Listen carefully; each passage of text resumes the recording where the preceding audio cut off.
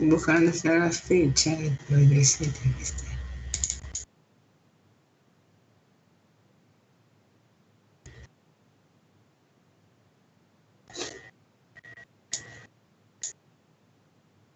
Bueno.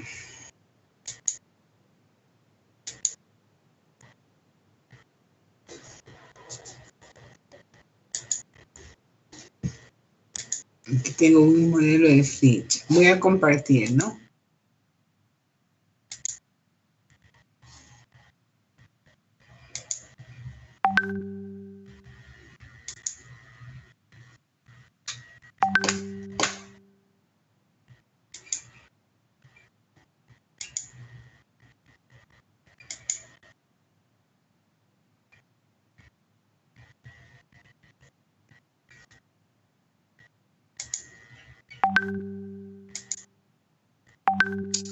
Bueno, vamos a trabajar, bueno, vamos a hacer un modelo con apendicitis, cómo vamos a trabajar la ficha más o menos para que usted se dé cuenta y luego ustedes también elaboran la vesícula de colecistitis crónica, ¿verdad? Si ven las imágenes.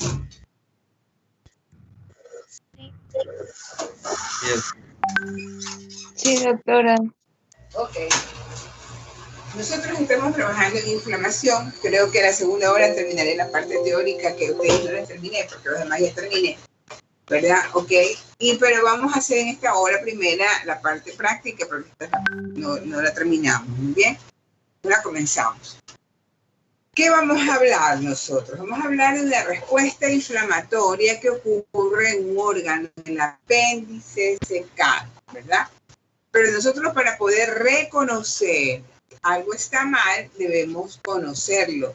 Conocerlo significa recordar las características macro y microscópicas, la disposición estructural de la forma, color, tamaño y consistencia del órgano al cual vamos a referirnos o a estudiar. Vamos a trabajar nosotros alteraciones morfológicas generadas por la respuesta inflamatoria en el caso de un proceso inflamatorio del apéndice que se conoce con el nombre de apendicitis. Todas las respuestas inflamatorias son o terminan en itis. Esa respuesta puede ser aguda, esa respuesta puede ser crónica, pero termina así, ¿verdad? ¿Ok? El apéndice, dice, en su desarrollo embrionario aparece a la 8ª semana de la gestación, formando una evaginación del ciego. Con eso nos conectamos a su asignatura, la génesis, ¿verdad? Es una estructura tubular y muscular de forma de gusano, que está cubierta, ¿verdad? Ahí la ven ustedes al apéndice. Muy bien. Está unida al ciego en la zona que convergen las 3 tenias. Aquí tenemos una tenia por otro lado, el otro lado, la convergencia, el sitio que convergen las 3, aparece el apéndice secano, ¿verdad? Okay, su disposición, su relación con los órganos vecinos, ¿verdad? Es variada, depende cómo se genere la emergencia. La longitud generalmente es de 7 a 8 centímetros, aunque puede oscilar entre los 2 y 20 centímetros es demasiado. Generalmente entre 2 y 5 centímetros. A no ser que tenga una alteración, ahí sí puede estar bien dilatada, ¿verdad? La base del apéndice se mantiene en una posición fija con respecto al ciego, mientras que la punta puede terminar en distintas posiciones. Recuerde que es un gusanito que está libre, ¿verdad? Y como está libre, puede terminar, la base sí pegada, pero la punta, como está libre, puede terminar en diferentes direcciones, ¿verdad? Para que se produzca una respuesta inflamatoria, tiene que haber un agente causal y tiene que haber un mecanismo de acción. En el apéndice, lo más frecuente que el agente causal sea un elemento que obstruye o que tape, ¿verdad?, la salida o el ingreso del apéndice cal. Entonces decimos nosotros que la causa más frecuente puede ser obstructiva, cuando vean el digestivo, no en este ciclo, no en el otro, ¿verdad? Se van a dar cuenta cómo, ¿ok? en la nutrición tenemos partículas que no son digeribles y que por lo tanto, ¿verdad? Pueden pasar formando parte de los elementos de desecho, pero alguna de esas puede ingresar hacia el apéndice secal, a la luz del apéndice secal, y tener dificultad de poder salir. Entonces genera una compresión, una obstrucción que hace que se vaya incrementando esa estructura que me generó obstrucción dentro de la luz. El 95% de las veces la obstrucción va desde dentro de la luz por elementos extraños que producen la obstrucción, pero hay un 5% de las veces que la obstrucción de la luz puede estar dada por la hiperplasia de los nodos linfoides, en este caso del apéndice. Entonces, varía, ¿no? Lo importante es que haya obstrucción, ¿verdad? ¿Ok? Y esta obstrucción genera, ¿qué cosa? Primero va a generar la salida de una mayor secreción de moco, ¿verdad? Y como tenemos como primera línea de defensa cerca de la placa de Peyerl los nódulos linfoides de la mucosa, esos comienzan a hacerse más grandes, a actuar, ¿verdad? ¿Okay? Y resulta que ese evento que genera obstrucción se coloca en la parte interna de la luz del apéndice y genera irritación sobre la mucosa. La mucosa produce moco, el moco se adhiere a esa partícula extraña, se va desecando y así va creciendo esa estructura que conocida con el nombre de fecalito, ¿verdad? Bueno, esto de aquí es un esquema que me indica cuál es el proceso de la respuesta inflamatoria del apéndice. Tenemos una parte interna que se llama mucosa y submucosa, ¿verdad? Muscular. Y por último la celulosa.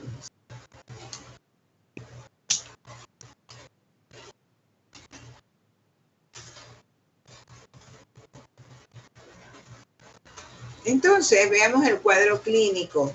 ¿Okay? Un paciente, sabemos que la causa es obstructiva. El mecanismo de acción es la compresión de la pared, ¿verdad? Del apéndice secal, ¿ok?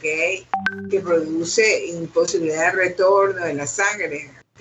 Y entonces que produce generalmente un cuadro clínico con dolor linfocílica derecha, a veces dolor periumbilical o epigástrico inicial, con náuseas, vómitos, hipersensibilidad abdominal, se la palpa, penite, le duele, tiene fiebre, ¿verdad? Y tiene una leucocitosis de 15.000 a 20.000 leucocitos. Ya después arriba de 20.000 se va a creer que es una reacción leucemoide. Muy bien, este es el corte histológico al que quería referirme. Aquí está un corte histológico y aquí está un gráfico del corte histológico. Esta parte donde se ven los elementos glandulares que ustedes están viendo aquí corresponde a la mucosa. Esta parte donde asientan los nódulos linfoides que incluso se van hacia la mucosa es la submucosa. Y esta porción que está aquí es el tejido muscular liso. ¿Ahora lo recuerdan?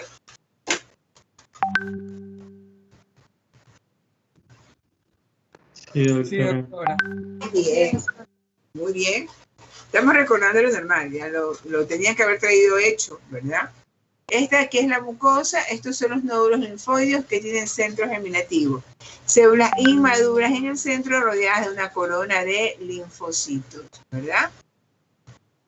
Hay una particularidad, que estos nódulos linfoides están bien prominentes, ¿verdad? De 12 a 20 años, ¿ok? 25, pero ya a partir de los 30, estos nódulos linfoides van a disminuir. Entonces, ¿qué puede generar si disminuyen los nódulos linfoides?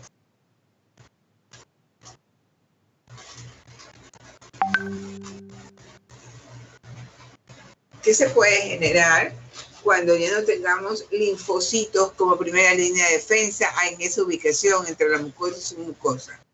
¿Qué va a pasar? Puede hacerse unas vesículas. Puede generar procesos infecciosos y su compañero. ¿Y por qué se van a generar procesos infecciosos? Porque no hay la barrera de defensa. ¿Cómo defenderse? Por decirlo así. Porque no hay que...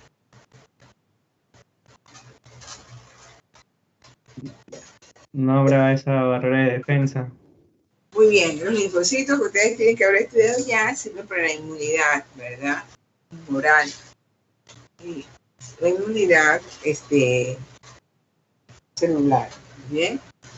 Bueno, nosotros entonces tenemos aquí un apéndice secal, ¿verdad? Y vamos a estudiarla y la vamos a graficar cómo se realiza esto, ¿verdad? Le han hecho al paciente, nos llega una pieza quirúrgica y le han hecho una apendicectomía que consiste en la extirpación del apéndice. Y yo ahora voy a hacer cortes para el muestreo, para poderla observar. ¿Qué es lo que hago primero? Mido el apéndice secal, ¿verdad? Lo divide en porciones. Acá tenemos 1, 2 y 3, pero este que está aquí al inicio se hace un corte longitudinal y no transversal. ¿Por qué? Porque yo requiero ver toda la punta, porque este es un sitio importante de la proliferación de neoplasias. ¿Ok?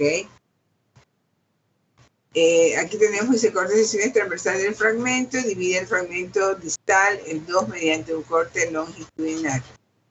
Ajá.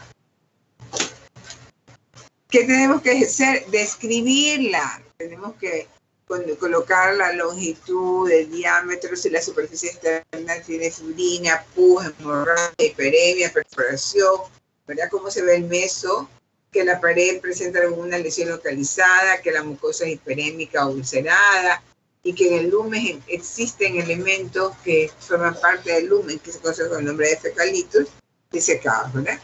Desecados. Entonces, aquí está el apéndice, esta es la punta. Cuando yo voy a hacer un corte a la punta, le hago este sentido, lo coloco luego en el bloque de parafina, en este sentido, y luego hago los cortes. ¿Verdad? Miren ustedes, vamos a ver las fases de la apendicitis. Esta fase aguda catarral ya no está considerada en los libros nuevos. Sin embargo, hay algunos autores que todavía consideran a la apendicitis aguda catarral como incipiente. ¿Y en qué consiste eso de catarral? ¿Qué es eso de catarro? ¿Verdad? ¿Ok? Este aquí ¿está en fresco o no? ¿O está fiado? Perdón, doctora, ¿puede repetir la pregunta? Es fresco. Eso, la muestra está en fresco o está fijada, dice que es fresca. Muy bien, aprender a reconocer en fresco, ¿cierto? ¿Qué sucede aquí? ¿De qué color está? Cuando está en fresco, lo que se ve grisáceo conformó la casa de rojizo, o rosado, rojizo. ¿De qué color está? Rojizo. Rojizo. Muy bien, ok. La superficie externa yo no le veo, ¿verdad? Nada normal, ni tampoco le veo tan dilatado la superficie externa. ¿Por qué se llama catarral? Porque mire, como sabemos que el apéndice secal es por origen obstructivo, por elementos que ingresan a la luz del apéndice. Entonces, ¿qué sucede? Recuerden que el apéndice secal tiene un epitelio con que tiene células productoras de moco.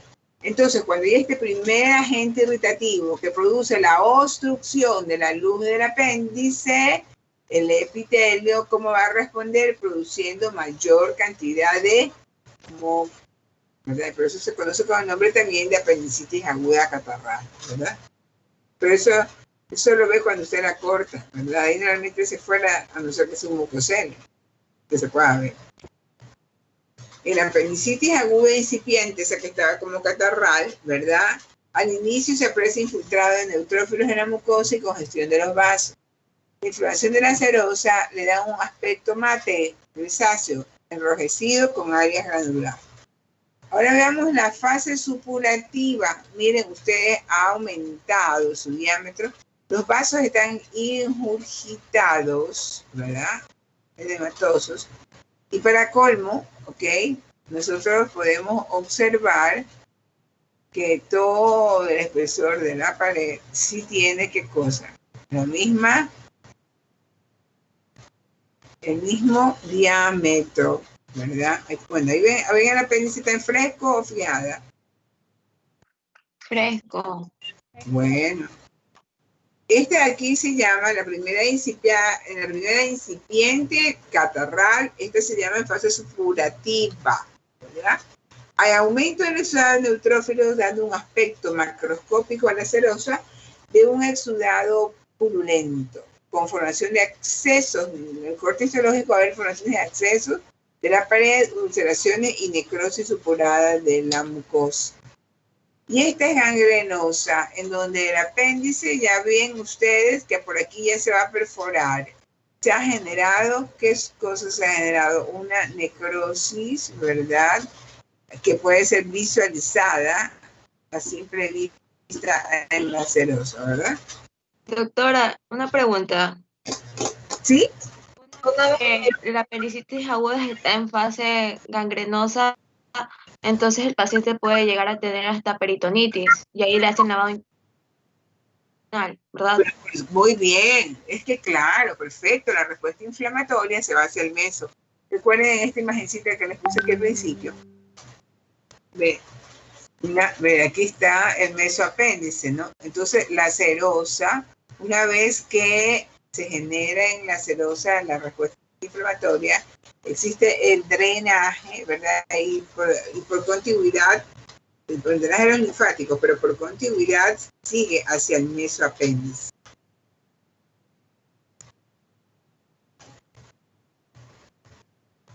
La gangrenosa produce grandes ulceraciones de color, hemorragia mucosa, ¿verdad? Y hasta necrosis gangrenosa en la pared, lo cual llega hasta la serosa. A esto sigue finalmente un color púrpura de la pared, perforación y en consecuencia, cuando se perfora, la respuesta inflamatoria del peritoneo adyacente se conoce con el nombre de peritonitis. Tienen ustedes, aquí tenemos una apéndice perforada, en donde esta masita que está ganada afuera es una masa dura, desecada, y se llaman fecalitos. Ahora, ¿qué me están viendo ahí?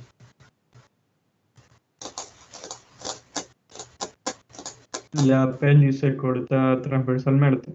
Ajá, muy bien. ¿Y qué trata de presentarnos? Que había una obstrucción por un fecalito. Eso, pero ya este fecalito no está chiquitito, este fecalito es un fecalote, es grande. Si bien comenzó chiquito, en la presencia de mayor cantidad de moco que se produce dentro de las glándulas se adhiere a la superficie. Y entonces el epitelio sigue absorbiendo el líquido y le deja los sólidos, y así va haciéndose mayor, formando una masa grande, ¿verdad? Porque es seca, dura. Muy bien. Veamos esta. ¿Esta sí está en formol o está fijada? ¿Está fijada o está fresca? En formol. Muy bien, a ver, descríbala. Grisáceo. Pero así no se describe. ¿Cómo se describe? Pieza anatómica. Muy bien, de forma,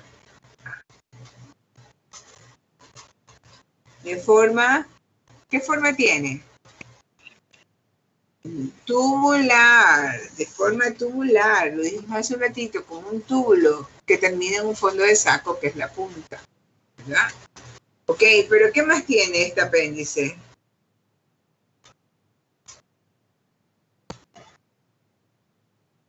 Exactamente eso, podríamos ver eso, aquí. Vasos subserosos congestivos, ¿verdad? Usted puede medir aquí el apéndice, ¿sí o no? Sí. Sí.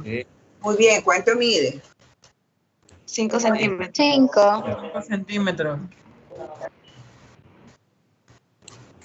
Muy bien, ¿y el diámetro? Más o menos. 1 centímetro. Muy bien. ¿Por qué se halla recubierta? ¿Por un tejido?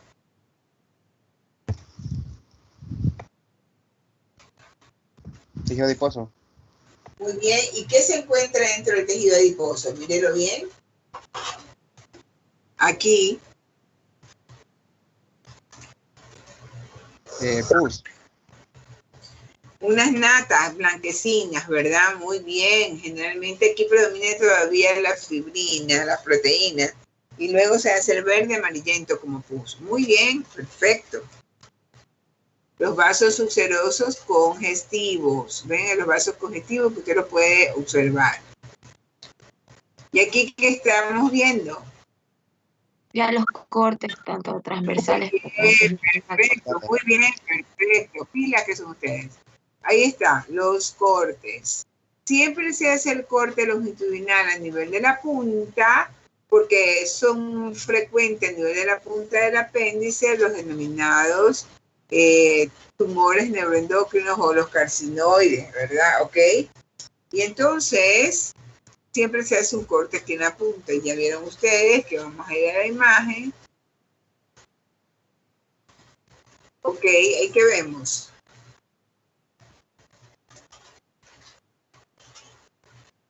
los cortes. Ya, muy bien. Los cortes que tenemos que hacerle están transversales. ¿Este a cuál corresponde?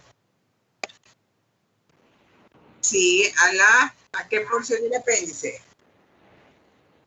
Muy bien, a la distal o punta. Muy bien. Al corte, esta parte que se ve aquí afuera, seguramente aquí todavía es muscular. Aquí ya no. Y aquí se ve todo de color rojo negruzco. Bien, ok. Luego hacemos un corte, ¿verdad? Medial y uno proximal. ¿Y qué encontramos en ese corte?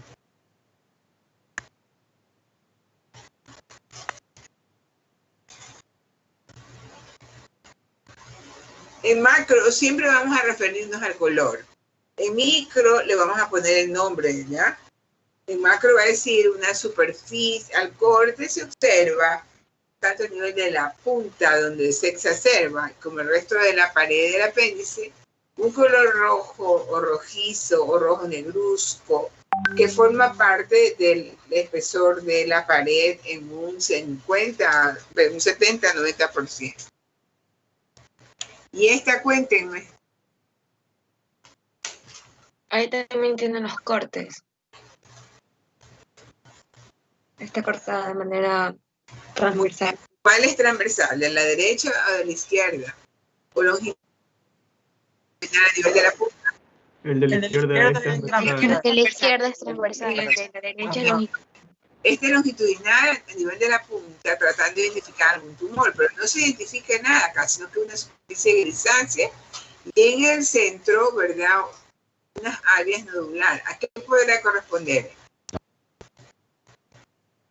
Estas áreas nodulares blanquitas que se ven aquí, dentro del apéndice.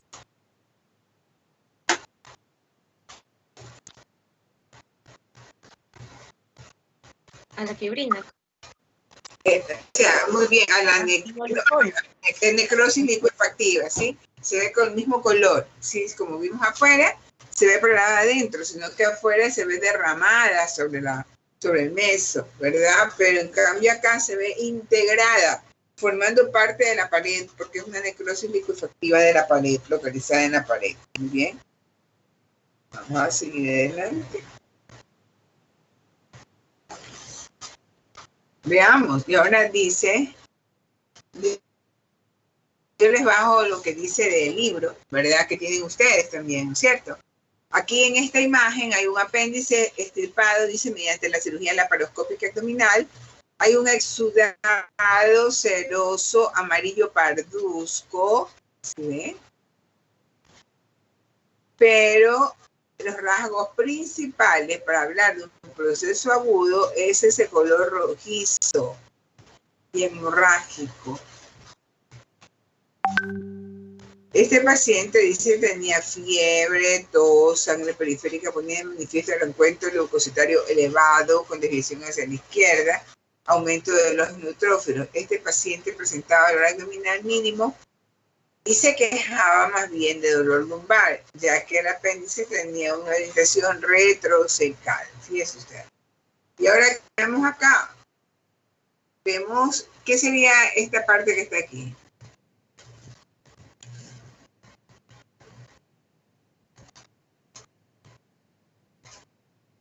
Este corte histológico, ¿a qué corresponde? ¿A qué parte del apéndice? A la mucosa. Pero en el espesor de la pared, ¿a qué parte? A la mucosa. Perdón, A la mucosa. ¿qué cree que es a la mucosa? ¿Estás segura? A la serosa, doctora. No, mire, aquí hay unas células larguitas, larguitas, que también están acá, que también están acá, sino que ha venido aquí la célula y está ocupando el espacio de estas células larguitas. ¿Cómo se llaman estas células larguitas en el apéndice?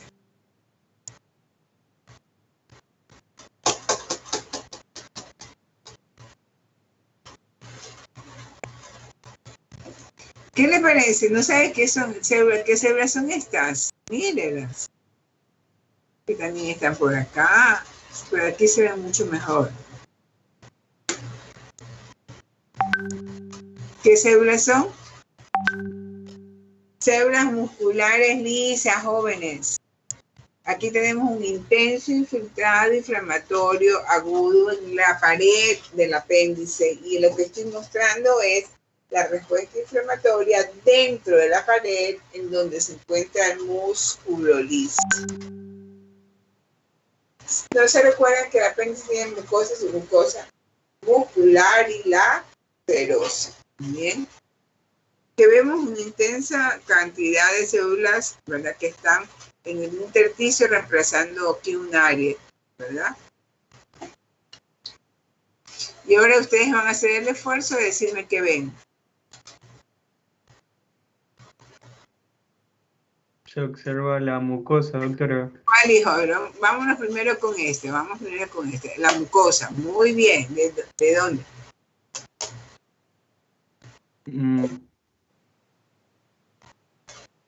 De allí observamos la submucosa, donde lo que nos ayuda a identificarla son los nódulos linfáticos.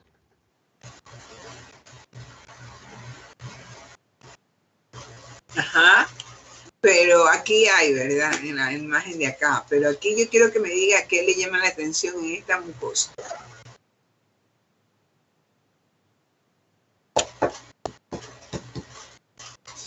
¿Qué sucede con los elementos glandulares de la mucosa, del apéndice?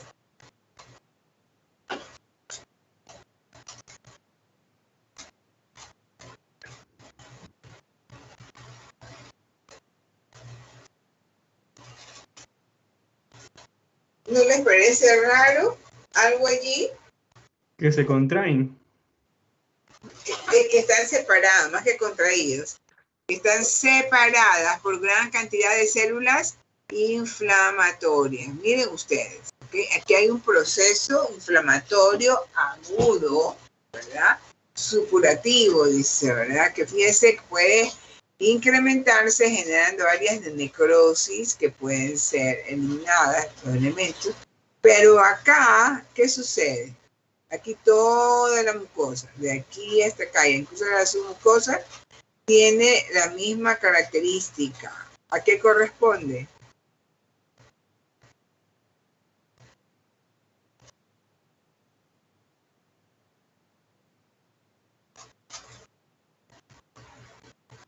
A ver. ¿Qué diferencia hay entre esta y esta?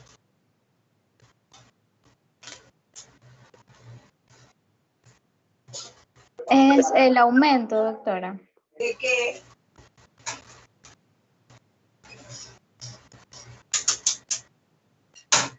¿Qué aumentó? El aumento de cada placa, de las 3 placas. ¿Pero aumento de qué? ¿Qué es lo que aumenta?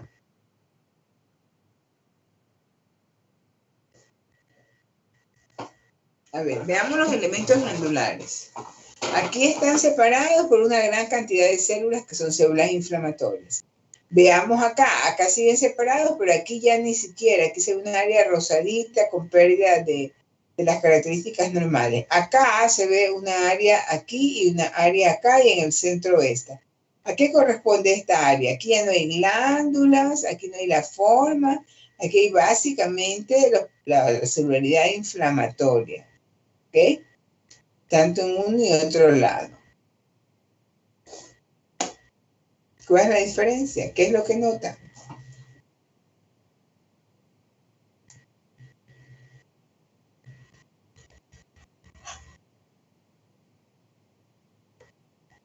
¿Qué es lo diferente? Podría ser la cantidad, que hay una mayor cantidad de las células de la respuesta inflamatoria.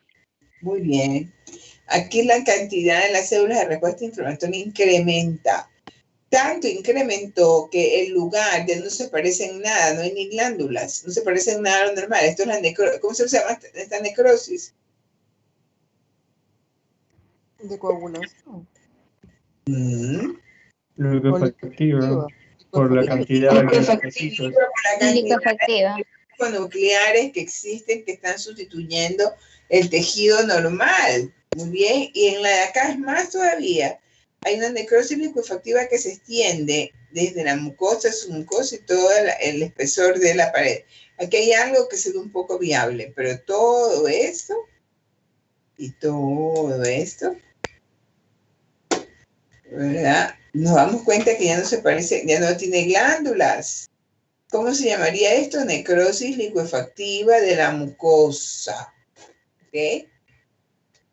Doctor, disculpe, no sé si solo es a mí o dejo de compartir. Sí, eso sí es verdad. Yo lo tengo puesto. Yo no lo he cambiado. A ver, déjenme ver qué pasó. No sé qué pasó. No, yo no dejé. Sí, se ha dejado de compartir. No entiendo por qué.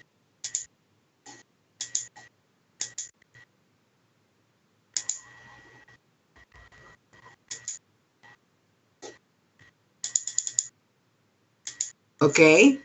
Ahí estamos viendo. Sí, ahí sí, Sí, doctora, ya se ve.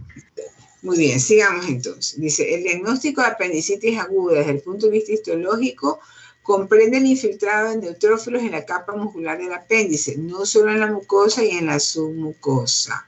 Para poder hablar de apendicitis aguda, debo encontrar neutrófilos en la muscular. Y de hecho, por eso teníamos la foto de neutrófilos en la muscular.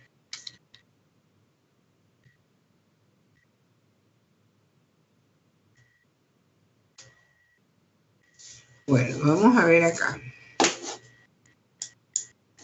Yo voy a construir mi ficha. Entonces ahí vamos a hacerlo ahorita. Vamos a ver, ustedes la mejoran. Ponen la fecha, la semana, la cátedra, la ficha es número 3. El tema es inflamación aguda, crónica y reparación. Ese es el tema al cual corresponde la apendicitis aguda gangrenosa que estamos viendo acá. ¿Verdad? Dice describir las características, el objetivo, describir las características macromicroscópicas de la apendicitis aguda. En este macro, ¿verdad? En este caso, ya ustedes tienen una ficha con lo normal, pero vamos a hacer la ficha que corresponde a la normal. No, se pudo haber puesto lo normal y la normal ahí mismo. Lo pueden hacer, es que a mí se me cambia todo el formato de la imagen. ¿Cómo? O sea, Doctora, 2 cuadritos. Ajá, 2 cuadritos. Uno Los normal, cuadritos abajo de lo normal. ajá. O sea, Sí, aquí, Sí, doctora, sí se puede. aquí en macro dividir en 2. Bien, de este lado ponen lo normal y de este lado ponen lo anormal. Sí se podrá. Sí, doctora.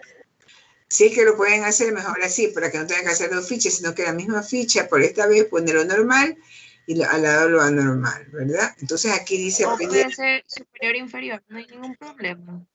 Mande. O en el mismo cuadro se lo puede dividir superior e inferior, no habría ningún problema. No hay problema, lo importante es que usted pueda tener lo normal y lo anormal. Ya, doctora, gracias.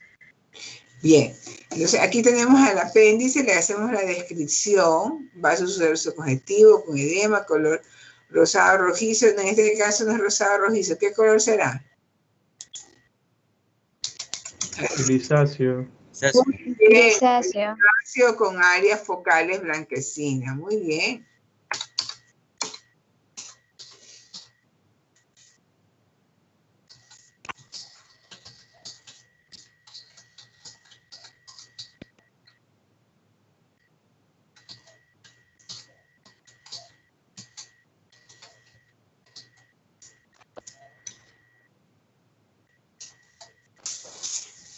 Esta es su longitud, ahí está su diámetro, y al corte se observa la superficie grisácea. Ah, esta era por fuera.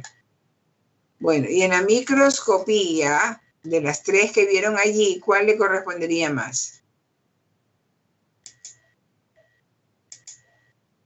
A la que tiene mayor cantidad de células inflamatorias. Ujú.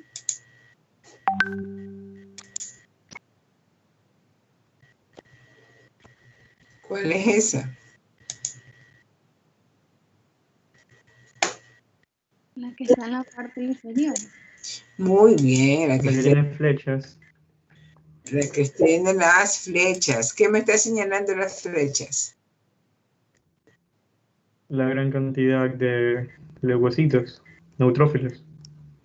De la cantidad de neutrófilos que está sustituyendo la pared, ¿verdad? Y que se justifica con la apendicitis aguda gangrenosa. Y ahí la describimos, ¿verdad? Infiltrado de neutrófilos que reemplazan la mucosa, caracteriza la necrosis liquefactiva y pérdida de la solución de continuidad superficial que alterna con mucosa que presenta infiltrado leucocitario, hemorragia intersticial y congestión capilar.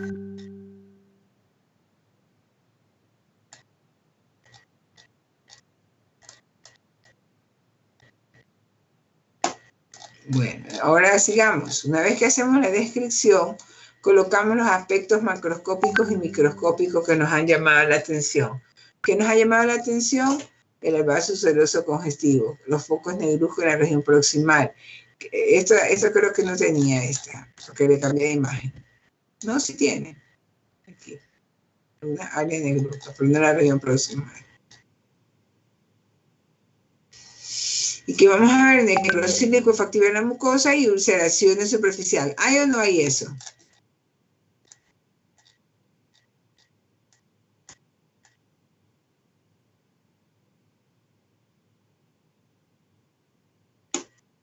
Muy bien, ahí ya colocamos luego el diagnóstico diferencial, pues ustedes todavía no saben este tipo de cosas. Yo se las he colocado allí y ahí colocan el diagnóstico definitivo. Muy bien.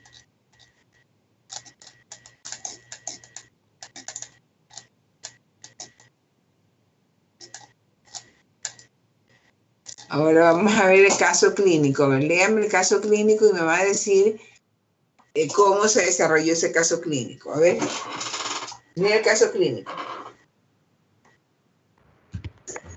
Yo puedo leerlo, doctora. Claro. Ya. Paciente de sexo masculino, 19 años de edad, quien presenta dolor en fosa ilíaca derecha, con estreñimiento, náuseas, vómitos, que fue intervenido quirúrgicamente. Se extrae el apéndice cecal, que muestra vasos subserosos congestivos, al corte superficie gris, rosada, homogénea. En la microscopía muestra infiltrado de neutrófilos perivascular en todo el espesor de la pared, congestión capilar. La mejor posibilidad diagnóstica es A, apendicitis aguda supurativa, B, apendicitis aguda gangrenosa, C, apéndice sin cambios histomorfológicos, D, apendicitis crónica y D, apendicitis crónica granulomatosa. ¿Cuál le parece?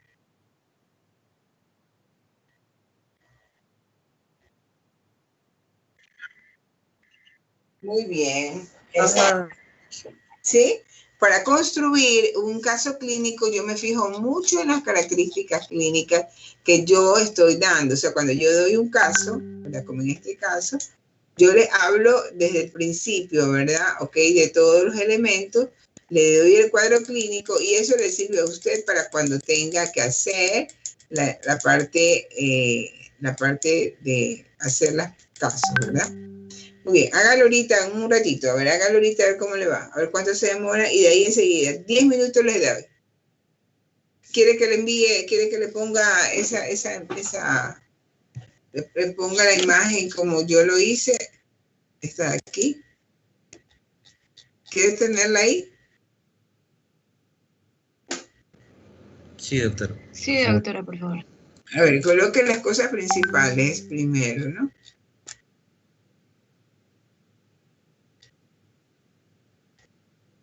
Acá está lo de...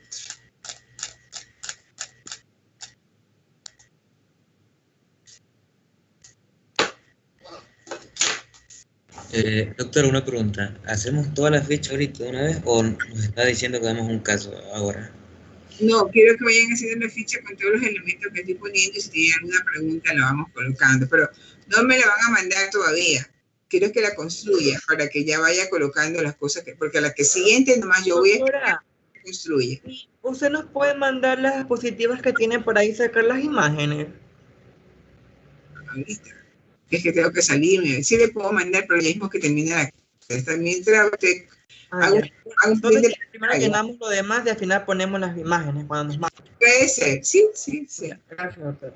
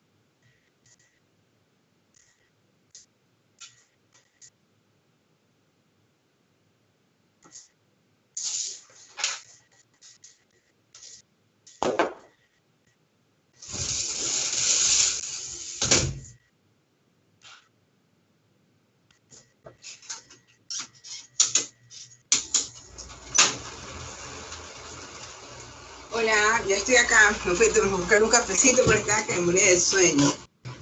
Qué terrible. Hola. Hola, doctora. Hola, doctora. Ya, hijos. Ya, discúlpeme que me fui a tomar buscar un cafecito. Me estaba quedando. No había comido, entonces, ya se dan unos sueños. Es que, bueno. Esto les voy a mandar ya a mi hijo, se los voy a poner en su...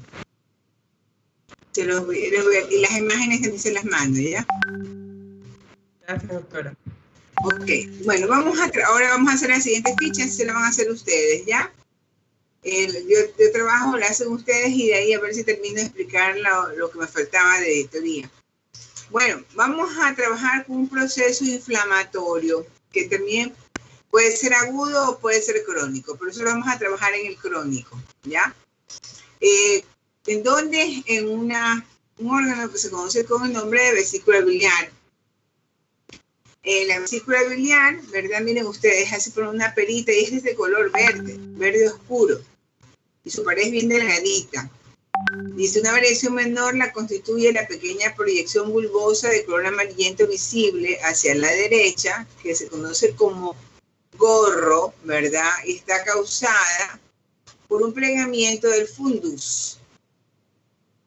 La vesícula biliar es un órgano de almacenamiento de bilis segregada por el hígado. La muscular de la mucosa de la vesícula biliar se contrae bajo la influencia de la colecistocinina, segregada por las células endócrinas del intestino delgado, al pasar la comida, en particular la de contenido graso, desde el estómago hacia el duodeno. Así pues, la vesícula biliar moderna y se trabaja mucho más que las antiguas debido al aumento del consumo de grasas en la dieta, a partir de fuentes como la comida rápida y el helado. Bueno, es lo que estoy comiendo ahora, el helado de comida rápida. Muy bien. Entonces usted puede encontrar, y como comemos estas comidas, ¿verdad? Y estas pasan del estómago al duodeno, y el duodeno, a nivel del duodeno 2, tenemos la desembocadura del colédoco, que es la unión del hepático común con el cístico, forma del colédoco, y a su vez, en ese mismo orificio que por el esfínter de Bodien o de la ampolla de Vater, también entra el conducto de Wilson, ¿se recuerdan? Muy bien, entonces aquí la vesícula va a recolectar la bilis, recolecta la bilis y la concentra. Muy bien, esa es la función. Normalmente, ¿verdad? La vesícula biliar, a simple vista, ustedes pueden observar macroscópicamente que mide unos 4 centímetros, generalmente, ¿verdad? Por unos 3 de diámetro, 4 de longitud, 3 de diámetro. ¿Ok? Cuando usted la corta, en la parte interna, la superficie es verde aterciopelada. El espesor de la pared de unos 0,3 centímetros. Así es la vesícula. Cuando yo voy a hacer el estudio de la vesícula, como es una víscera hueca, yo debo cortarla longitudinalmente, como está hecho aquí, ¿verdad? Para exponer la superficie interna. ¿Ok? Muy bien. Entonces, desde el punto de vista microscópico, podemos observar que presenta pliegues mucosos, ¿verdad? Revestidos por epitelio cilíndrico con un eje de tejido conectivo. No hay submucosa, inmediatamente llegamos a la muscular, de acuerdo, por eso la pared es bien delgadita, ¿no? Si la mucosa dispone de pliegues, lo que permite su expansión a medida que la bilis llena la vesícula biliar. Bajo la lámina propia se sitúa la muscularis de la mucosa sin que se vean en la imagen capas de tejido conectivo y la serosa que rodea la vesícula biliar. O sea, aquí en esta imagen no se alcanza a ver, ¿verdad? La serosa, ni tampoco hay submucosa. La mucosa de la vesícula biliar, ¿verdad? Extrae sodio de la bilis, que es seguido de forma pasiva por cloruro y agua, con la consiguiente concentración de la bilis. De esta manera, la bilis excretada por el hígado y almacenada en la vesícula biliar se concentra más. La bilis contiene sales minerales como las que corresponden a los ácido fólico, el toxicólico, la lecitina, el biluminato de calcio, el colesterol especialmente. El desequilibrio de las concentraciones relativas de estos componentes de la bilis predispone a su precipitación y a la formación de cálculo. Entonces ya sabemos las características, cuál es la función ¿Cuáles son las características histológicas, ¿verdad? Y ahora vamos a estudiar una patología que se conoce con el nombre de la respuesta inflamatoria crónica. La respuesta inflamatoria crónica la vamos a estudiar en la vesícula. Generalmente, ¿por qué se produce esa respuesta inflamatoria crónica? Y ahí la tienen ustedes. Esto es, no está fijada, es fresca, ¿verdad? Este es el hígado y aquí está la vesícula biliar, miren, distendidita, los vasos sucerosos congestivos. La extraemos y cuando se corta longitudinalmente salen estas estructuras que son estos cálculos, piedras que tienen forma poliédrica, ¿verdad? Ok, dice, aquí tenemos nosotros la presencia de estos cálculos. ¿Qué hacen estos cálculos? Miren ustedes, ¿por qué se forman los cálculos? Se forman los cálculos generalmente, recuerden que la mucosa de aquí tiene que absorber agua, tiene que absorber sodio, cloruro, ¿verdad? Y a veces, por muchas causas infecciosas, la salmonela, por ejemplo, aquí se queda guardada, produce respuestas inflamatorias agudas, pequeñas, que alteran, ¿verdad?, el proceso de la concentración de la bilis. Ya no va a existir la concentración porque la mucosa no hace sustitución, quedando entonces los solutos, congregándose los solutos y absorbiéndose el agua. Entonces se van formando estas masas, que son las que van a producir el evento obstructivo, ¿verdad? Y aquí ustedes lo pueden ver.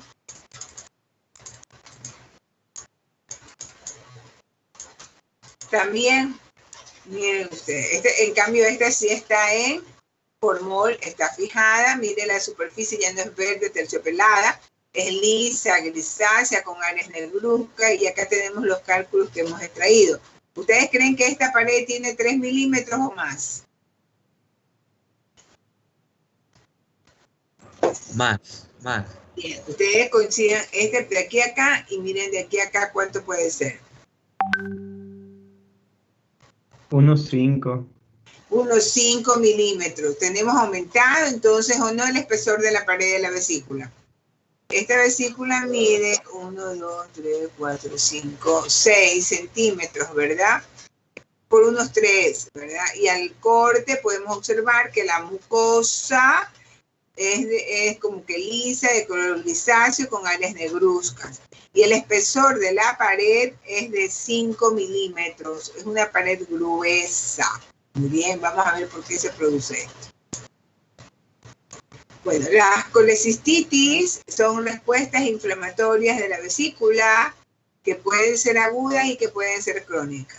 Las agudas pueden ser por obstrucción, el 95% de las veces, por cálculo, o puede ser sin cálculo, pero generar también procesos destructivos, como por ejemplo hiperplasia linfoidea, que pueden generar obstrucción. Generalmente su etiología está, el proceso de formación de cálculos y obstrucción está relacionada, se produce más de mujeres, ¿verdad?, fértiles, en la edad mayores de 40 años de edad, gordas, que bajan o suben de peso rápidamente, o que tienen diabetes, ¿verdad? O que también a veces tienen terapia hormonal. ¿Qué es lo que produce la obstrucción del cálculo? La obstrucción del cálculo va a producir aumento de la contracción vesicular y secreción de mucus, lo que va a producir un dolor, ¿verdad?, que termina un proceso inflamatorio agudo. ¿Qué quiere decir? Tenemos un cálculo que se enclava en el cístico, ¿verdad? Si un cálculo grandote va a estar tapando por un ratito, pero como no se encaja en el conducto, que es más chiquito, cuando se relaje la fibra muscular lisa, se va a salir de ahí. Pero los cálculos chiquitos de 3, 5 milímetros pueden meterse en el conductito cístico. Y ahí sí que no puede salir, porque entonces cuando tenga que pasar, comió grasa, chocolate, y tenga que pasar la bilis hacia el duodeno, ¿verdad? Entonces no va a poder pasar porque hay un stop, porque hay un cálculo. Y entonces, ¿qué es lo que hace la vesícula? Comienza a contraerse para tratar de migrar la bilis hacia el conducto, y no puede que lo logre o puede que no lo logre. En todo caso, en ese proceso genera una respuesta inflamatoria aguda en la mucosa. que como se repite, ¿verdad? Va dando luego las respuestas inflamatorias subsiguientes seguidas, son las respuestas inflamatorias crónicas. Generalmente, ¿qué es lo que tiene el paciente?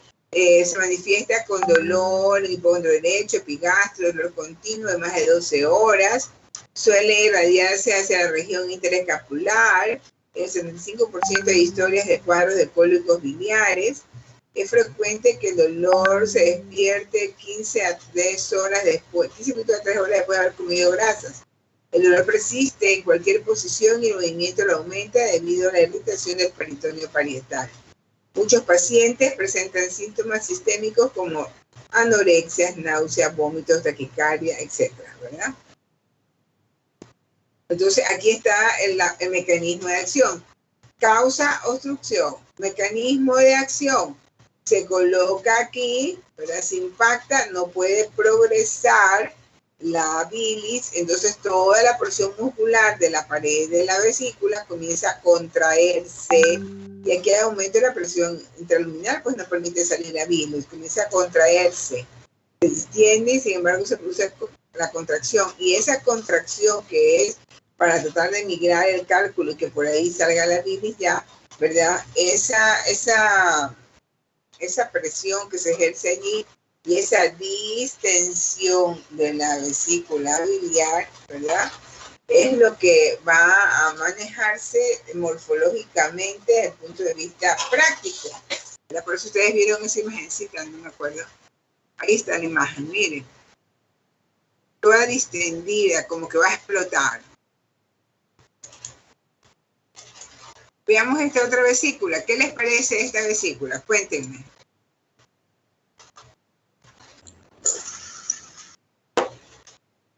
En un color verdoso amarillento.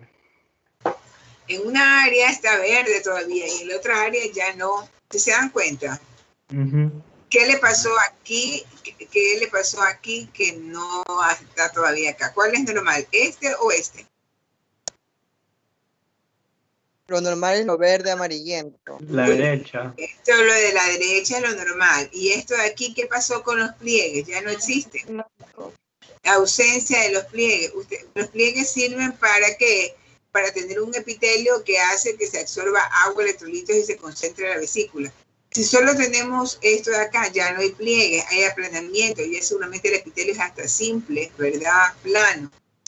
¿Qué pasará si tuviéramos solamente esta parte de la vesícula? Tuviéramos trastornos en la concentración de la bilis y aumentaríamos más todavía el problema, ¿verdad? ¿Ok?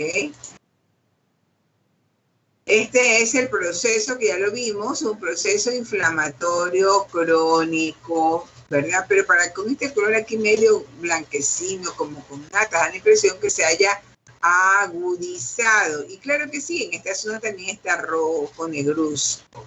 Es decir, que el proceso inflamatorio crónico, así solito, bien difícil que se presente, siempre está asociado con el evento agudo. Veamos las características de la colecistitis crónica, ¿verdad? Dice que en la colecistitis crónica se observa una gruesa capa vesicular bajo una mucosa con infiltrado inflamatorio crónico y con las evaginaciones conocidas como los senos de Rokitansky-Achov. Por el contrario, la colecistitis aguda se caracteriza por infiltrado solo de neutrófilos. Ni la colecistitis aguda ni la crónica suelen asociarse a infecciones bacterianas, ¿ok? Miren ustedes, acá, de aquí hacia acá es mucosa y deben haber estos deditos. Pero aquí en el espesor no deben haber estos aquí. Esto que está aquí es como una invaginación del epitelio al espesor. Esto se conoce con el nombre de los senos de Rokitansky-Achov. Los senos de Rokitansky-Achov son invaginaciones del epitelio dentro del espesor muscular. Senos de Rokitansky-Achov. ¿Okay? Característicos de los procesos inflamatorios crónicos de la vesícula, que además tienen infiltrado inflamatorio linfocitario y también tienen fibrosis.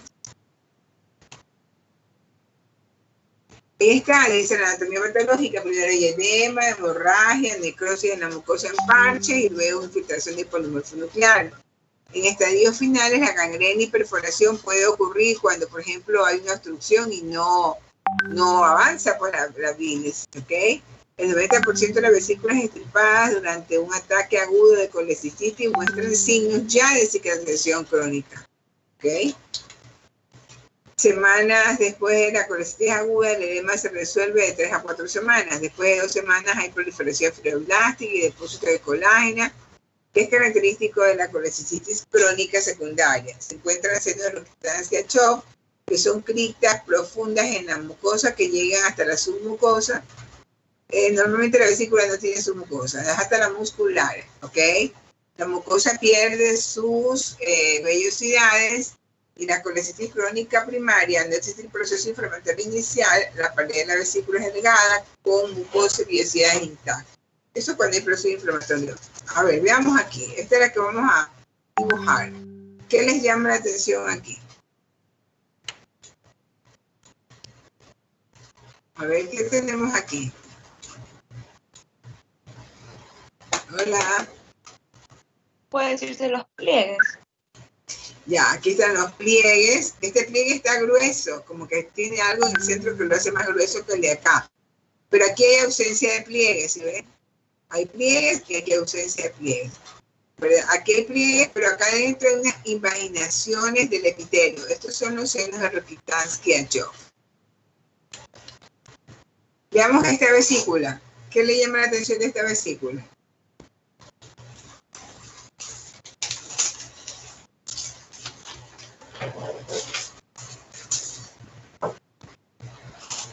¿Qué le llama la atención? Esas especies de protrusiones. Tuvo restos. Ah, muy bien, esas especies de protrusiones amarillitas, no, parece frutillita, ¿no? Eso, esas protrusiones amarillitas que usted ve allí, eso es acúmulo de colesterol en los pliegues y se llama colesterolosis. Mire usted, también de los procesos inflamatorios crónicos. Mire, si ven que aquí, como en la imagen anterior, que les enseñé, hay unas células que tienen citoplasma claro con núcleo central, son macrófagos espumosos llenos de colesterol, que se colocan en el eje de la vellosidad y entonces la hacen ver como amarillenta, ¿verdad? Eso, lo hace ver como amarillenta. Aquí también se ve, sino que esta está fijada con formol, esta está en fresco, pero igual se alcanza a ver, ¿sí ven? ¿Ok? ¿Y qué es esto que están viendo aquí? Este solamente es para ver si lo manejan ya, porque vamos a hacer la ficha. ¿Qué les parece eso? Si tienen que describirlo, ¿qué les parece? ¿Cómo lo hacen? Sí, es una necrosis. Ya, ¿y necrosis gangrenosa cuál? ¿Seca o húmeda? Húmeda. Húmeda. Húmeda. Ah, ¿usted cree? ¿La húmeda qué tiene?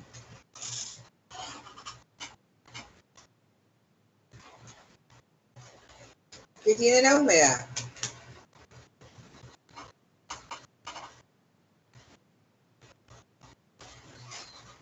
¿Qué tiene la humedad? ¿Qué tipo de necrosis predomina en la humedad?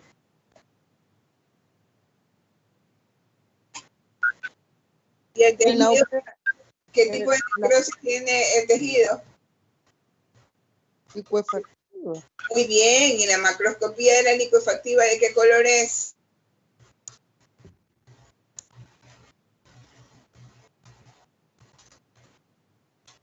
Hay muchos neutrófilos que están sustituyendo el tejido. Esa es necrosis licuefactiva. ¿Qué color es? Claro, es pus. Es pus. ¿Ah? Cremosa. Claro. En esto, ¿qué ven ustedes acá a nivel del tercero, cuarto y quinto dedo? ¿Qué le ven? Ya necrosis en la... ¿Qué color le ven? ¿Ven blanco amarillento aquí? Este es blanco amarillento. Negro. Negro, pues. Negro, doctora. Negro y un poco rojo. Ustedes ven negro y seco. ¿Qué color? ¿Qué cosa es? Putrefacción. Necrosis, ¿qué tipo? Si es negro y seco, ese era... No estoy seguro, pero creo que... No, era coagulativa. Coagulativa, Ese Es sí, pero evento isquémico, por ¿verdad? isquemia. Claro, entonces aquí hay una necrosis isquémica, aquí hay una necrosis coagulativa, ¿verdad? Y aquí ya comienza a haber un poco de edema, pero todavía no hay la cantidad de pus, o sea, ya se está transformando. Predominantemente, ¿qué tipo de gangrena es? Porque ya hay de las dos, pero predominantemente, ¿qué tipo es? Porque se ve... coagulativa tiene más. ¿Mande? Coagulativa, como Húmeda, cuando hay pus, material verde, purulento, ulcerado, material amarillo ahí. Usted ve un poco de pus, eso es necrosis liquefactiva y eso es húmedo, porque el material se derrama y verde, espeso. Pero aquí, ¿qué es lo que sucede? Usted ve que los miembros aquí tienen unos deditos secos, negros. ¿Eso es qué tipo de necrosis? coagulativa. Ajá, de la gangrena. ¿Qué tipo de gangrena? Seca. Seca, pues. Acuérdense que la necrosis gangrenosa implica los dos tipos de necrosis, pero que hay predominio de uno sobre el otro. Cuando yo le digo húmeda, es que lo que predomina es el material purulento. Cuando yo le digo seca, es que lo que predomina es que se vuelve seca, hemorrágica, dura, el área de necrosis. ¿Este tipo de necrosis gangrenosa es seca o es húmeda? Húmeda. Otra vez, ¿quién me dice? Es seca. Seca, Seca, seca. doctora. Seca. A ver, ¿por qué me dijo seca, niña, para explicar al compañero que no entiende? ¿Por qué es seca? Porque no tiene material amarillo verdoso. Exacto, y los miembros están secos, pues los dedos están secos y negros. ¿Qué predomina? La necrosis coagulativa, generalmente producida por eventos isquémicos. Este es un paciente diabético que tiene alteración de la pared de los vasos sanguíneos, con lo cual genera isquemia de los miembros inferiores, especialmente las áreas distales. Al haber ese evento isquémico, lo primero que hay es necrosis coagulativa, seca. Pero nunca la necrosis se queda solo como necrosis coagulativa, pero seca, sino que a las 48 horas las bacterias comienzan también a hacer su acción y entonces ya tenemos una gangrena, una necrosis gangrenosa, porque están los dos tipos de necrosis. Pero lo vamos a llamar gangrena seca porque predomina la coagulativa. ¿Está claro? ¿Ah? Sí, doctora. Bueno, muy bien. Vamos a hacer la ficha de colecistitis crónica, ¿verdad? Vamos a hacer la ficha. Le vamos a poner el título.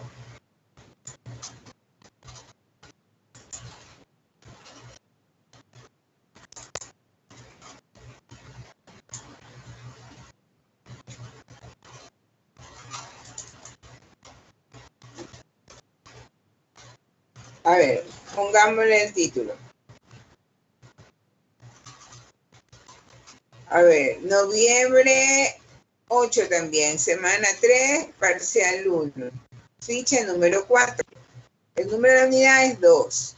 El tema es inflamación aguda, crónica y reparación, porque dentro de ese tema está el diagnóstico. ¿Qué diagnóstico le vamos a poner? Que vamos a ver colecistitis crónica, ¿ok?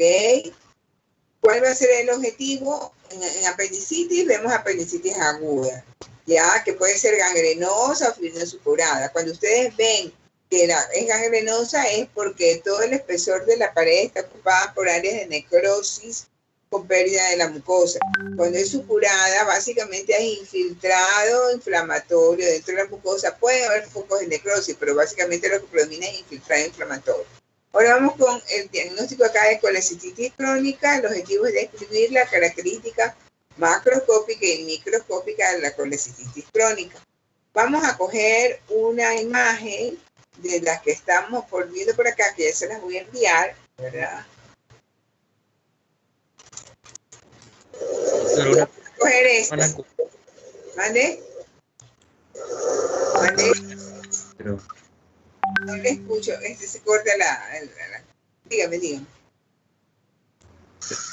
Pregunto que semana 4. Ah, sí, esta es semana 4, estoy equivocada yo en la semana. Tiene razón. A ver, hijos, ustedes pueden escoger esta, porque es un proceso inflamatorio crónico, o esta, cualquiera de las dos. Pero este de aquí, este es un crónico que tiene porciones agudas, ¿verdad? Y esta es básicamente un crónico, ¿ok?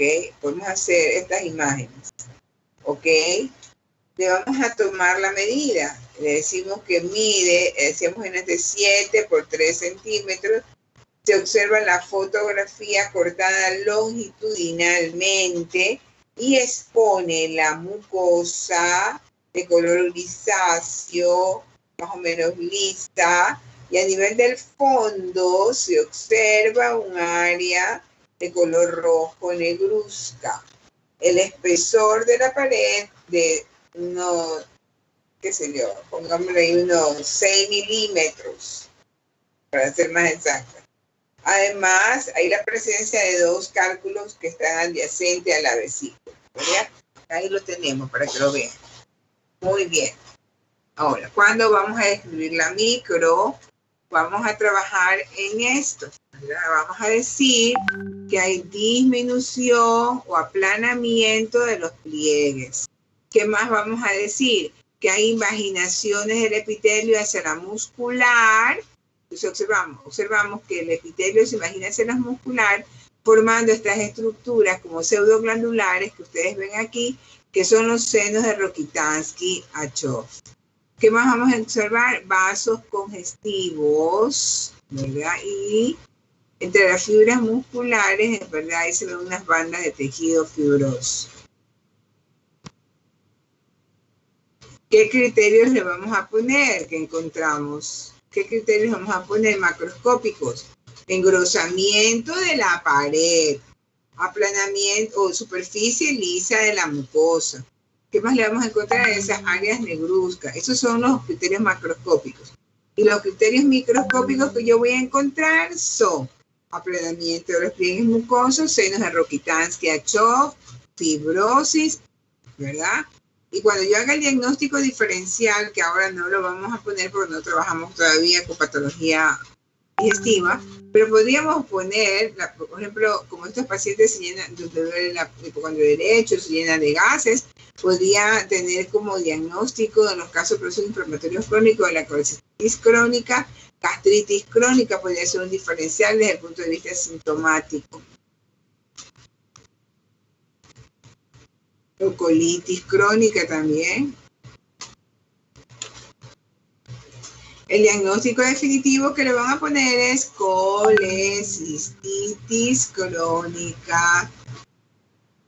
Muy bien, y acá van a hacer el caso. Y el caso lo van a hacer con las características.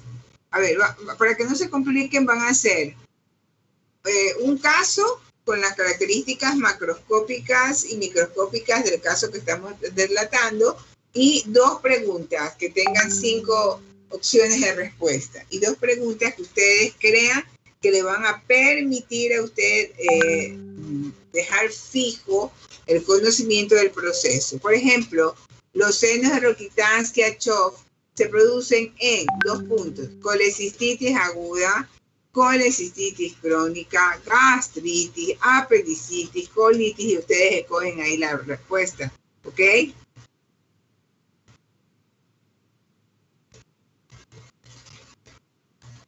¿Está bien? Esa segunda ficha. Mire, Sí, doctora. háganla por favor, y yo se las voy a revisar y les voy a decir, no les voy a poner nota todavía. ¿Para qué? Para cuando yo se las revise, porque el otro día, que no sé si este grupo fue, no encontré todo y entonces puse mala nota, y entonces no es la idea que yo les esté poniendo mala nota en la ficha. La idea es que ustedes hagan bien, porque de esto depende, y yo les voy a mandar las imágenes que presento para la descripción de la patología. Les voy a mandar las imágenes. ¿Con qué finalidad? Con la finalidad de que las tengan ahí y de repente repasen para el examen que vamos a tener. Yo voy a tener imágenes que las voy a sacar de las mismas que tengo de ahí o de otro lugar, pero básicamente de lo que hemos visto. Recuerden que una característica, por ejemplo, importante, si yo digo, solo encuentro neutrófilos, en apendicitis aguda, solo encuentro neutrófilos, infiltrados neutrófilos en la mucosa, ¿verdad? ¿Eso está bien o mal? ¿Es verdadero o es falso? Lo acabé de decir hace un ratito.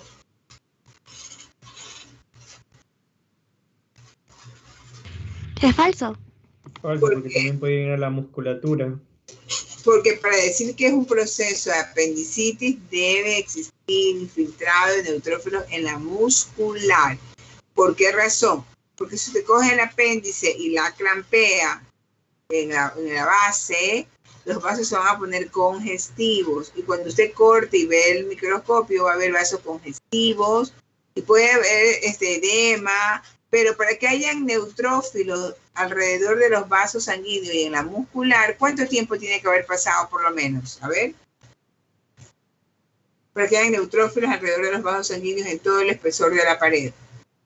Porque el proceso obstructivo genera para toda la pared, no solo la mucosa, de toda la pared. ¿Cuánto tiempo tiene que haber pasado para que hayan neutrófilos por fuera de los vasos sanguíneos en todo el espesor de la pared? Incluido el músculo, pues, ¿no? ¿Cuánto tiempo? Si sabemos... Unas 42 horas aproximadamente. Niños, les dije que a los 3 6 horas. Eso, muy bien, 6 horas. Entonces, si una paciente, yo saco un apéndice y no encuentro neutrófilos alrededor de los vasos sanguíneos, me tengo que fijar básicamente en la muscular, ¿verdad? ¿Ok? ¿Es apendicitis? No, seguramente, o podría ser otra patología, no necesariamente la apendicitis, ¿ok? Es que trabajar en la patología acá básicamente es reconocer las características morfológicas de la respuesta inflamatoria aguda, y ese es el trabajo realmente, no aprender lo que es apendicitis y vesícula. Y colecitis es aprender qué es lo que se ve. Entonces, en los procesos inflamatorios agudos, ustedes acabaron de ver que hay gran cantidad de neutrófilos que hacen que el proceso de apendicitis tenga etapas. Cuando recién hay neutrófilos alrededor de la mucosa que pueden ser aumentados, que aíslan a las glándulas, es un proceso más incipiente, ¿verdad? Supurativo, con áreas, focos de necrosis, ¿verdad? Entre esa respuesta inflamatoria. Pero cuando yo veo que el intenso infiltrado inflamatorio me reemplaza la mucosa y ya no veo glándulas, sino que veo hasta erosión, ya eso ya no es solamente si terminiza en pneumonitis supurativa, ya esa ahí es gangrenosa.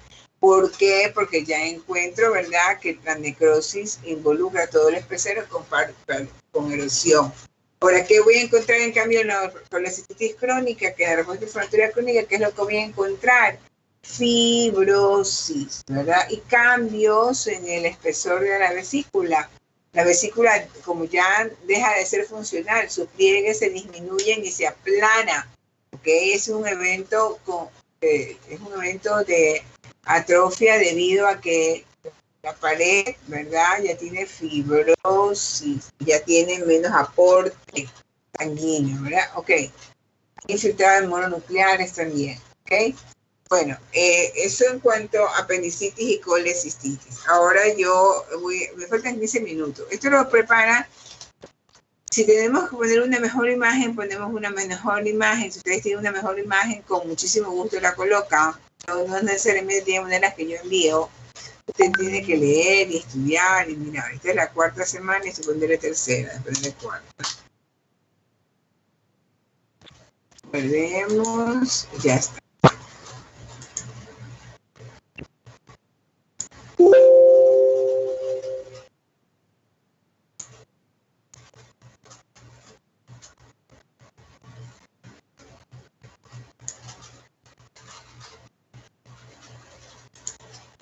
Bueno, ahora vámonos. Vamos a ver, nos faltaba de ver en los últimos 15 minutos, déjenme ver. Doctor, una pregunta. Sí, diga. Y entonces, al final, las dos fichas se presentan juntas. Sí, y eso es una sola nota. 5 la una y 5 la otra. ¿Y cuándo se presentaría? Bueno, ¿hasta cuándo? A ver, tenemos hasta que comience la segunda, la otra. ¿Cuándo tienen ya que no me siguen los horarios? Espera un momento. La siguiente clase con nosotros el día jueves. Ya, hasta el día antes de que comience la segunda clase. Ay, doctora, gracias. O sea, durante estas 4 primeras semanas, hasta la 5ª semana, que es la próxima semana, que nos vamos a poner al día.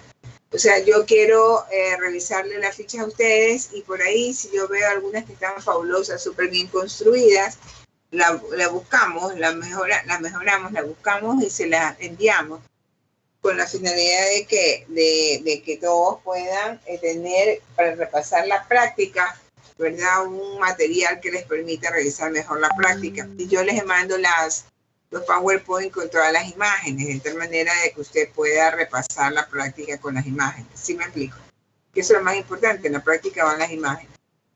Bueno, ahora estamos un poquito descoordinados, estamos viendo proceso inflamatorio agudo, lo estamos viendo porque es más sencillo verlo en el apéndice y la crónica en la vesícula. Pero a partir de la otra semana en que trabajemos ya en patologías de pulmón, corazón, ahí ya va a ser mucho más sencillo, porque ahí vamos a trabajar con el órgano correspondiente a la patología especial que estamos viendo, ¿verdad? A la patología del aparato que estamos viendo. ¿Bien?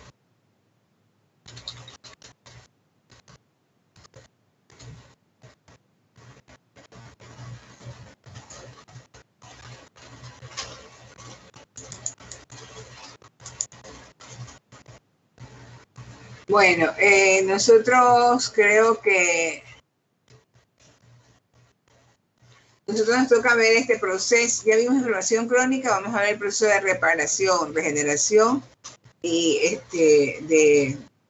luego que existe la presencia de un agente que nos daña tejido, que vienen los leucocitos, ¿verdad? Y dañan el tejido. ¿Qué va a pasar luego con ese tejido? ¿Verdad? Ese tejido tiene que ser sustituido por un tejido igual a él, se llama regeneración, y en el caso de que no pueda ser sustituido por un tejido igual a él, tendrá que ser sustituido por tejido fibroso, que es el tejido cicatricial que va finalmente a llenar las áreas. ¿Cuándo puede suceder eso? Por ejemplo, el tejido muscular, cardíaco. Si le da a alguien un infarto agudo de miocardio, ¿verdad? Entonces se produce necrosis coagulativa, entonces se produce la muerte celular del músculo cardíaco, pero el músculo cardíaco no puede ser reemplazado por otro músculo cardíaco, no se regenera. Por lo tanto, ¿verdad? Esa área va a ser sustituida por tejido fibroso. A eso se refiere, ¿verdad? ¿Ok? Los mecanismos implicados para la reparación son los factores de crecimiento, la interacción que hay entre la célula y la matriz y la síntesis de matriz. Los factores de crecimiento son para los fibroblastos, el factor de crecimiento para los vasos sanguíneos, para las células epiteliales, ¿verdad? Pero la interacción que debe existir entre las células y la matriz, o sea, la migración, proliferación y diferenciación celular que debe existir, que cuando ya se topen entre las células, deje de esa interacción, impide la proliferación de más células. Y la síntesis en matriz es necesaria en las áreas en donde tenemos que ir a sustituir aquellos tejidos dañados, ¿verdad? Ok, y tenemos la célula normalmente, tenemos varios tipos de células que intervienen en estos procesos. Hay unas células que se llaman lábiles, que están en constante renovación, porque tienen una muerte celular programada, viven un tiempo y luego van a ser sustituidas por otras mismo, ¿verdad? Las estables son aquellas, en cambio, que en caso de que sea necesario, se van a reproducir. Por ejemplo, en el hueso.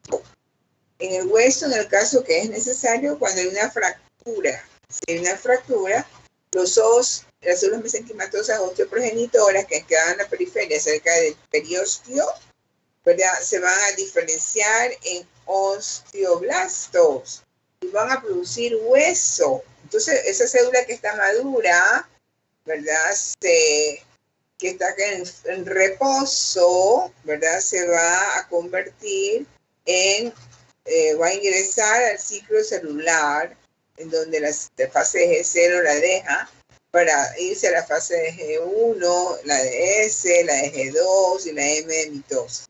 Esas son las células estables. Muy bien.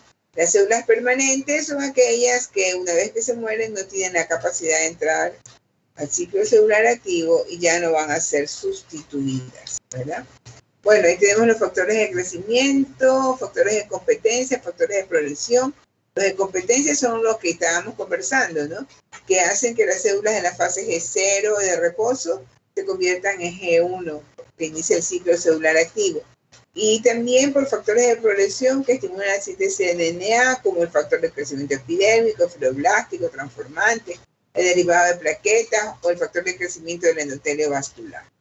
Bien, y ahí tenemos qué es lo que va a suceder cuando existe la reparación del tejido conectivo que va a sustituir aquellas células que no pueden replicarse, ¿verdad? Eso se denomina fibrosis. Se forman nuevos vasos, hay migración de fibroblastos, hay depósito de matriz, desarrollo y emisión de tejido fibroso. Eso lo habíamos visto, ¿verdad? ¿Qué es lo que sucede? Recuerde que cuando hay un proceso inflamatorio agudo, ¿verdad? Hay vasodilatación, aumenta la permeabilidad, salida de los leucocitos al intersticio. A su vez, ¿verdad? Las células al intersticio generan mediadores químicos que estimulan, ¿verdad? Que se siga produciendo la respuesta inflamatoria, pero también estimulan a los fibroblastos, a los fibrocitos para que se conviertan en fibroblastos y comiencen a generar depósitos de matriz y proliferen, ¿verdad? Ahora, no solamente los factores de crecimiento van a ser para los fibrocitos que se conviertan en fibroblastos, o sea, para que factores de competencia, que es G0, que es el fibrocito de célula madura, se convierte en una célula inmadura, ¿verdad? G1. Entonces, ¿qué es lo que también las células endoteliales? Los vasos sanguíneos se dilatan y se rompen. Las células endoteliales que quedan viables van a tener la posibilidad, por medio de estos factores de crecimiento, de formar nuevos vasos, ¿verdad? Entonces va a haber los vasos para la angiogénesis, que es la formación de los nuevos vasos, es la degradación proteolítica de la membrana basal, la migración de las células endoteliales hacia el estímulo antigénico, la proliferación de células endoteliales, la maduración de células endoteliales, el reclutamiento de las células perioendoteliales, que son las que van a estar alrededor de ellas, y generalmente producido por los factores de crecimiento. Entonces, ahí ustedes pueden ver el tejido de granulación. ¿Qué es el tejido de granulación? El tejido de granulación no es más que la presencia de esa evidente de la acción de los fibrocitos que se convierten en unos fibroblastos, de la formación de los nuevos vasos, del depósito de matriz, del depósito de colágeno. Eso se llama tejido de granulación. Generalmente lo podemos ver al tercer día de haber iniciado el proceso inflamatorio agudo, porque para ese entonces ya aquí tenemos macrófagos que están haciendo limpieza, vasos congestivos, vasos nuevos, ¿verdad? Una matriz bastante laxa, ¿verdad? Ok. Y esto se constituye con el nombre de tejido de granulación. Usted lo puede ver tranquilamente cuando hay un proceso, a los pacientes que tienen una lesión, ¿verdad? Se lesionan la piel y después de unos 3 días que les ven un área, si no hay una infección por bacterias añadida, la lesión se va a ver rosado, bien rojiza. Eso es el tejido de granulación o angiogénesis con fibrosis que se produce en esa área. Muy bien. Ahí tenemos a las células lábiles estables que ahora habíamos visto. Las lábiles son como por ejemplo las epiteliales que están en continua sustitución. Vagina, cuello, útero, epitelio cilíndrico, etc., ¿verdad? Sistema de inflamación continua. Las estables son aquellos que los programas genéticos de mitosis están reprimidos y al ver lesión se reactiva y las células se dividen en parenquimatosas prácticamente todos los órganos glandulares de la economía y derivados mesenquimatosos que son los fibroblastos, condroblastos y osteoblastos. Las células parenquimatosas, por ejemplo, ¿cuál es? La de la glándula hepática, suprarrenal, salivales, ¿verdad? Que tienen una capacidad de ir a duplicarse para ir a sustituir aquellas que se han perdido, ¿verdad? Es por aumento del volumen de los bolillos en las glándulas, no se requiere paso original. En cirugía de cáncer, por ejemplo, a 3 semanas la función es normal, pero siempre que no afecte la armación del tejido conectivo. Algunos hepatotóxicos solo afectan el parénquima. Un exopático destruye el parénquima y también dejando áreas con necrosis y grandes áreas de cicatrización. Bueno, vamos a ver. Las células del tejido conectivo, las células musculares y las células permanentes. Las del tejido conectivo, ahí tenemos a los fibroblastos. Las musculares, la de las vísceras, esquelético-cardíacas, las viscerales. Entran en mitosis y se regeneran con excepción de las cardíacas. Y las permanentes, muy especializadas, no pueden experimentar división mitótica en la vida postnatal, ¿verdad? Debido a los programas genéticos en que participa su división, están irrevocablemente reprimidos. Entonces las células permanentes son las células del sistema nervioso central que no pueden ser sustituidas, ¿verdad? ¿Ok? Las neuronas, básicamente, porque las glías sí. La proliferación y cicatrización fibroblástica son los rasgos más generalizados de la reparación y se observa en todas las lesiones, excepto en las que la lesión es en células estables o lábiles y el estroma de tejido conectivo permanece intacto. La cicatriz produce pérdida permanente de la función especializada. Es decir, cuando nosotros tenemos una área en donde, volvamos al corazón, el músculo cardíaco va a ser sustituido por tejido fibroso, va a alterar la función, porque el corazón debe contraerse al unísono y hace tic, pero como tiene que hacer ahora tic-tac, tic-tic, ¿por qué? Porque tiene que contraerse primero en una área, pasa por el área de fibrosis y luego se sigue contrayendo, entonces hace un sonido diferente. Bueno, vamos a hablar aquí, ¿verdad? Dice, unión por primera intención. Ya. Esta es la que ocurre, por ejemplo, en la piel de los pacientes que han sido intervenidos quirúrgicamente. En esos pacientes, pues, le han cortado en el abdomen, le han hecho una cirugía y resulta que la piel, ¿verdad?, tiene que dejarla luego unirse, tiene que generar todo igual como estaba antes, producir la cicatrización, ¿verdad? Y esa sería por primera intención. Entonces, ¿qué sucede? Aquí hay, esta es la epidermis, dermis, epidermis, dermis. Aquí hay una ruptura, una pérdida de solución de continuidad, pasa uno a otro, de la epidermis y dermis. Y en su lugar, en esta área, como los vasos se rompieron, se va a generar la presencia de gran cantidad de hematías que se acumulan aquí. Y luego esa masa va a ser desecada, ¿verdad? Y esta se va a ir contrayendo. Y en el área de la dermis papilar, ahí ustedes pueden observar cómo hay proliferación de los nuevos vasos. Sin embargo, el epitelio de un lado y del otro comienza a ¿qué cosa? Comienza a modularse, a regenerarse. ¿Bien? Y ahí en el área donde estuvo la respuesta inflamatoria a la hemorragia inicial, va a haber proliferación de fibroblastos que luego básicamente queda como áreas con fibrosis. En cambio, las uniones secundarias, ¿verdad?, se van a dar por segunda intención. ¿Cuál es la primera cosa que vemos? Que existe un gran hueco, que a pesar de que de aquí vaya para acá, se va a demorar bastante. Y al demorarse bastante puede generar a veces, ¿verdad?, veces que crezcan también o que salgan a esas células en la parte de la dermis papilar.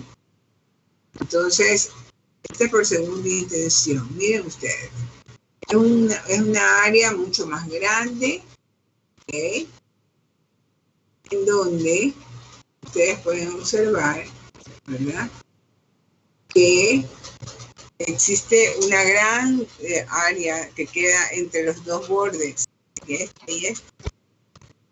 es más difícil de llenar. Por lo tanto, de segunda intención se da o en heridas grandes, ulceradas, o también se da por segunda intención, por ejemplo, en un paciente con necrosis gangrenosa. Tiene necrosis isquémica primero, luego se le agrega la necrosis liquefactiva gangrenosa y esa va a tener una dificultad en la curación. Ahí está. Hay factores también que contribuyen como la nutrición, los trastornos hemodinámicos, la inmunidad. ¿Ok? Y ahí tenemos unas complicaciones, ¿sí ven las complicaciones? Esqueloide, es gran cantidad de colágeno que sobreleva y que deja horrible la piel. ¿Ok? Cerrar zona 5. Nos reunimos con los demás en un ratito. Demos unos 10 minutos para que también se pongan de acuerdo con todo, ¿ya? Para comenzar la siguiente clase. Hola. Dígame, hija. Una pregunta, ¿se acuerda de nuestra nota malita que estaba en la lección? ¿Mandé? ¿Se acuerda que tenemos una nota malita en la primera lección? Sí, hija, sí, lo que pasa es que el fin de semana, créanmelo, no tuve tiempo de subirle. Es que el problema es que cuando está en presencial, yo las escribo, les llevo, les saco copia y ya. Ahora tengo que entrar a la plataforma y tengo que escribirlas, entonces no es como así nomás, sino que hay que entrar, agregar la pregunta, hay que hacer un poco de pasos para poderle colocar, ¿no? Hay que pasar uno. La doctora Caridad Mayo me dijo que me iba a enseñar para ver cómo de una paso todo, sino que aquí hay que ponerle la pregunta en un casillerito, sale y ahora pone la respuesta 1, luego la respuesta 2, luego la... Entonces yo tengo la evaluación. Si ustedes quieren, yo se las pongo en hora de noche porque yo ahorita termino de dar clases con ustedes y tengo clase de posgrado, de ginecología, y estoy hasta las 11 de la noche. Entonces, le voy a decir que si se las pongo ahorita de noche, voy a estar bien cansada y a lo mejor pongo hasta mal. Voy a pasar otra vez que en el ciclo pasado. Doctora, ¿y si nos manda un debercito? No, le pongo mejor mañana, ¿qué le parece? Y mañana la hacen ustedes solos, yo se las dejo, yo veo después la respuesta. ¿Qué hora se las pongo? Es que mañana tenemos clases todo el día, o sea, bueno, no tenemos ni siquiera descanso. Entonces mañana no. Entonces puede ser miércoles. Sí, mejor que nos ponga el miércoles. ¿El miércoles a qué hora se lo pongo? A las 6 de la tarde. ¿A qué hora quiere que le ponga el miércoles? Sería bueno golpe de, qué sé yo, 10 de la mañana, 10:30 de la mañana. O sea, eso las pongo ahorita de noche, no, mañana de noche para que ustedes la abran el miércoles. Pero todos no me van a decir después, no, de que el día no, porque tienen clase. Y después unos sí pueden y otros no pueden. ¿A qué hora termina su última clase el miércoles? El miércoles terminamos a las 9:30. Vean eso, tan tarde. Sí. Tardísimo. Mañana terminamos la última clase a las 10 de la noche. Mentira. Sí, y tenemos como que intensivo, por decirlo así. ¿Mande? Los jueves y viernes tenemos, es así, temprano, salimos temprano. Ajá, el viernes más bien tenemos a las 7:30 de la noche, es la última clase. ¿Salen a las 7:30 o entre las 7:30? Salimos el viernes. Puede ser el viernes entonces. Porque yo lo puedo poner ahora, pero mañana, pero para el viernes. Lo importante es que hayan terminado las clases y estén todos ahí. Porque recuerden que esta semana yo voy a comenzar a trabajar con neoplasia. Y esta evaluación es la anterior. La de inflamación y neoplasia la tomo la inflamación tendría que tomarla ya el otro lunes. Entonces ya sería otra evaluación. Entonces yo borraría la evaluación que ya tengo, la voy a sustituir por la evaluación que les voy a crear. Y digo, o sea, no es por nada, pero el fin de semana estuve muy ocupadita y cansadísima que no les alcancé a subir porque es un proceso subir cada preguntita, con cada respuesta, dale. Entonces, se las pongo, a ver, déjenme anotar porque después me olvido.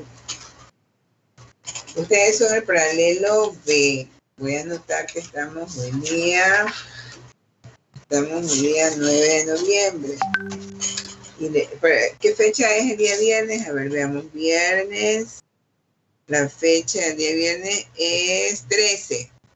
Viernes 13, ¿no? Doctora, y si yo le escribo rapidito, porque, por ejemplo, ahorita cayendo en cuenta, hay algunos estudiantes que ven inglés. Entonces... Ya, usted me dice, entonces me manda un WhatsApp y me dice, Pongan, pero que sea de noche, por favor, porque de día no, porque yo sé que van a tener una clase, otra y no. Que sea de noche, ustedes me dicen, nos vamos, el día que queremos hacer la evaluación es el día, ¿no? Ya, está bien, doctor. Usted me dice el día, ya, entonces voy a poner, queda pendiente la evaluación, la repetición de la evaluación, para la fecha que me diga. Queda pendiente repetición de evaluación. Ya, ok, ya estoy ahorita escribiéndolo, que después me olvido. Mire que hasta la fecha tengo que poner bien, ¿no? Si me equivoco después de fecha y en la plataforma pone mal y ustedes no entran. Me dice exactamente si quiere jueves o quiere viernes. Usted me dice, se ponen de acuerdo y me avisan, ¿ya? Yo no tengo ningún inconveniente. Ahora, ¿qué vamos a evaluar? Yo esta semana doy ya neoplasias, desde hoy comienzo con neoplasias y enfermedades ambientales. Entonces, el día jueves y viernes que tengo, ¿cuándo tengo con el B1? No lo recuerdo. ¿B1 cuándo tiene conmigo? ¿El jueves? El jueves, Sí, doctora. Ya, el jueves les voy a decir y el viernes les voy a decir lo que van a hacer, porque de trabajo de tutoría es de práctica. Una vez que ustedes ya han reconocido los 4 temas básicos iniciales, yo voy a dar unos temas para tutoría. Un tema de tutoría seguro es las consecuencias del COVID, ya, las consecuencias del COVID